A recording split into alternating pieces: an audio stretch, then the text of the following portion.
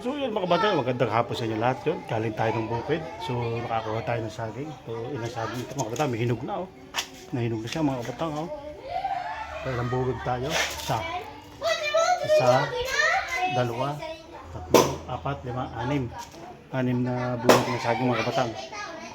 So talagang inanda ko ito sa tricycle namin. Tricycle. Hindi ko na ma-vlog kasi ang daming gawa, hindi ko ma-vlog. So gagabihin tayo pagka binalag ko pa. So ito binalag ko lang. Tsaka may dalawa tayong puso ng saging. Yan, ang laki nito, puso ng saging mga batang. So pagka hindi ko napupunta mga batang yung saging yan, kandahinog na. May hinog na siya. May hinog na siya. May hinog. Yan, ito sobrang hinog. Hinog sa puno talaga mga batang ito. Uy grabe oh. Lalaki oh. Hinog sa puno. Grabe, hinog talaga sa puno yung mga bata. So, swerte tayo ngayong araw na ito. At nakakuha na naman tayo ulit ng saging. So, ibenta natin to. So, ang kilo dito, pag hinog 12, hindi hinog 10 piso, 10 piso lang kilo. So, napakababa ng bili ng saging dito mga bata. So, yun. Right. So, at hapon na, alas 5 na.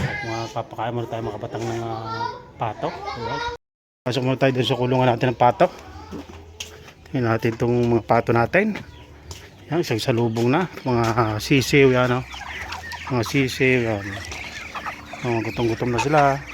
So, binigyan ko kanina mga batang ng ng saging. Yan. Yung saging niya. Oh. So,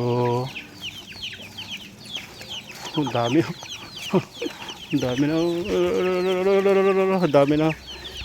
Okay natin ang pato. Patukay muna natin. Alright. Mais mga kabatang mais. Patukay natin mga mais. Kukuha na ng mga sisiw. Kukuha na ng mga sisiw. Suka na sila. Suka na sila mga batang. Gutom na.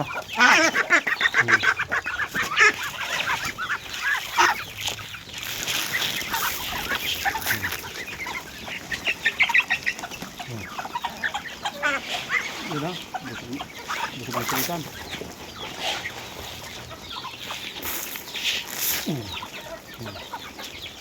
Dami nga ng mga batang.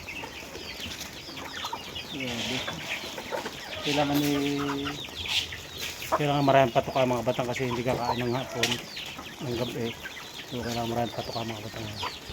Busog na sila dyan mga batang. Dami oh. Malaki din nagagastos mga batang dito sa patuka. Sa mais. Grabe oh.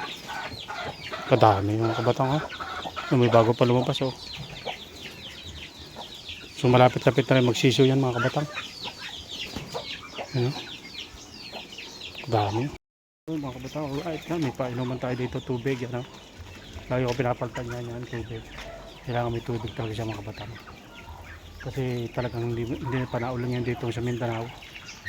So sa Cotabato hindi pa naulan dito sa may Marbel. Sa amin dito. So talagang alikabok dito ngayon mga kabatang.